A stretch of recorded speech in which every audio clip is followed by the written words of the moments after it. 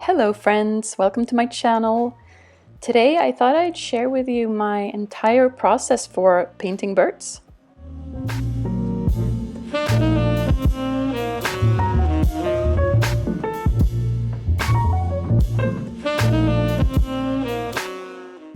So the bird I have in mind today is a Bohemian waxwing, which is a bird that I really love the colors on. And as you can see, I have some waxwings already saved here on my Pinterest.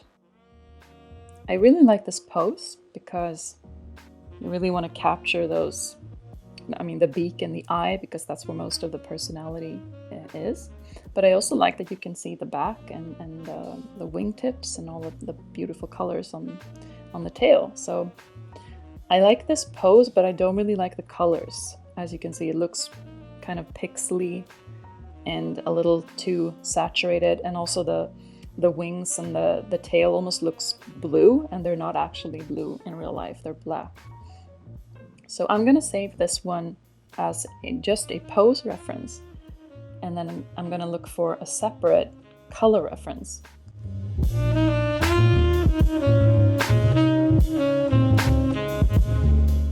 Here's a great color reference. I like this one because you can also see some highlights and some shadows. So it's not just a flat, just one flat color. So I'm gonna use this as my color reference.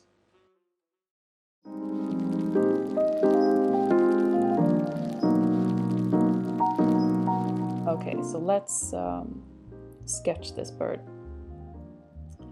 So when I'm sketching, I usually use a really light pencil.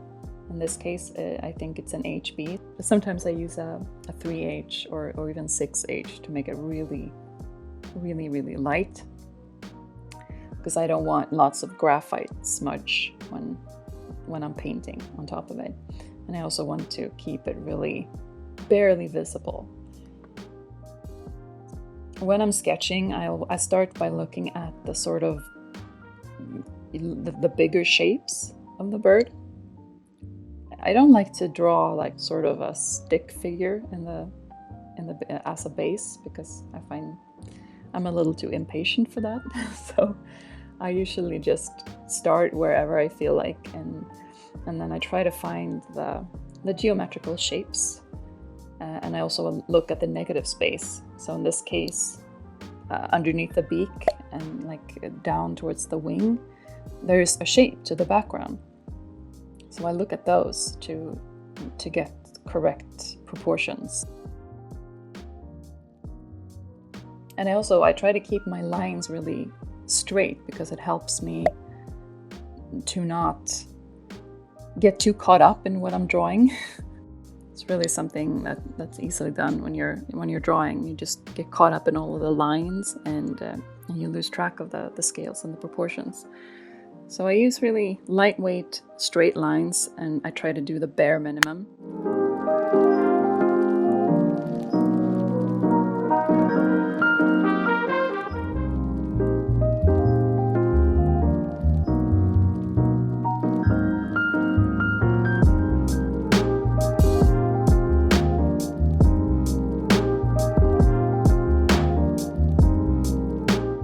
I don't need all these little details that I'm drawing right now, but I just can't help myself.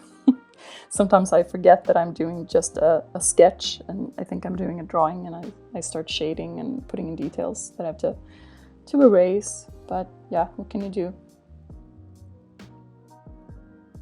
So there we have it, final sketch.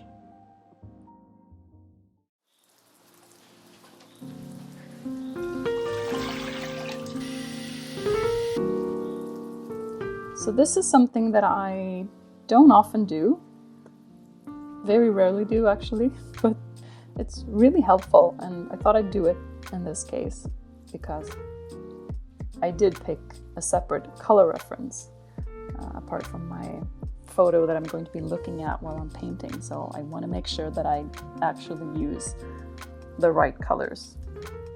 And so I'm picking out all of the colors that I can see in this picture, and knowing that I'm going to be using quite a lot of water with these for my first layer, but I'm making them more dense and saturated on my palette.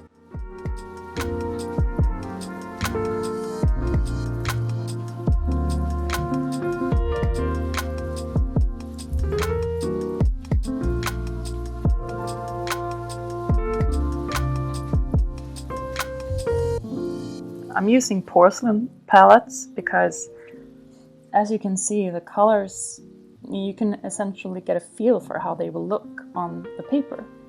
But if you're using something like plastic or metal, the colors do tend to clump together into droplets, and you can't really see what they're going to look like on the paper. So it's a good idea to have like a few scraps of watercolor paper on hand to try out the colors, to see what they will actually look like before you start painting.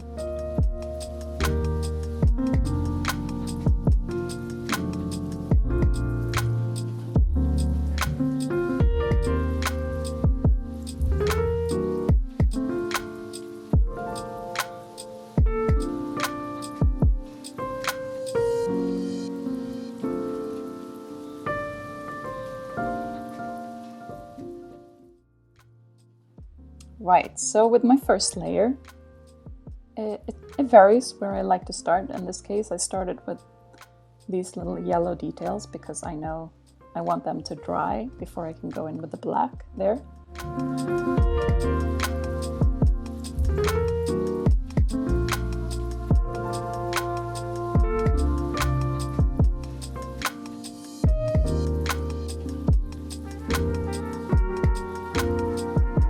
And then what I usually do is just cover all of the white areas that I want to cover with paint, and of course leaving out the whites that I want. And in this case, I don't think there are a lot of whites that I want to keep apart from some parts of the beak and the eye.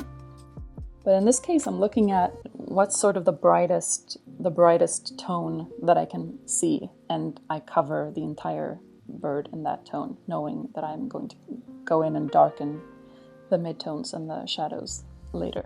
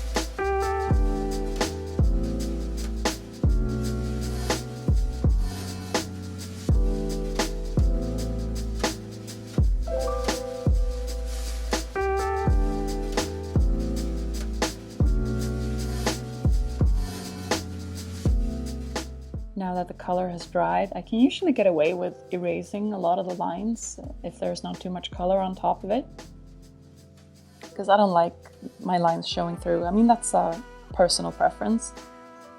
I like to give the appearance that I haven't even used a sketch.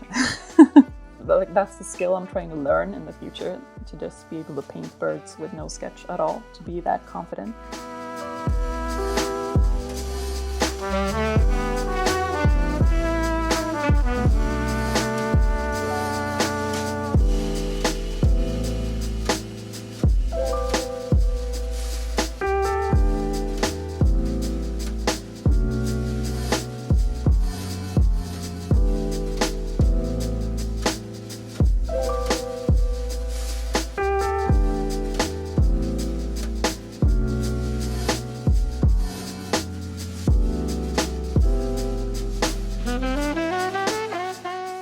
And then usually what I do for my second or sometimes third layer is that I start working on my midtones and my shadows, and also to just bump up the color contrast a bit more, because it was really bleak before.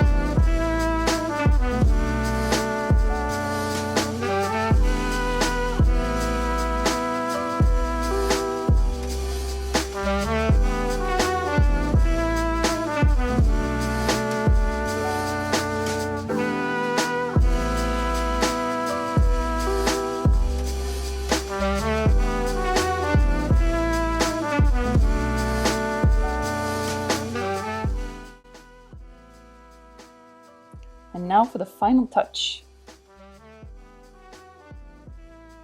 This is white gouache, which I like to use sometimes for, or quite often, to fix my mistakes, which is cheating, but often I use it to put that final little bit of glare in the eye. So just a little dot, tiny, tiny dot. Too big and it'll look cartoonish.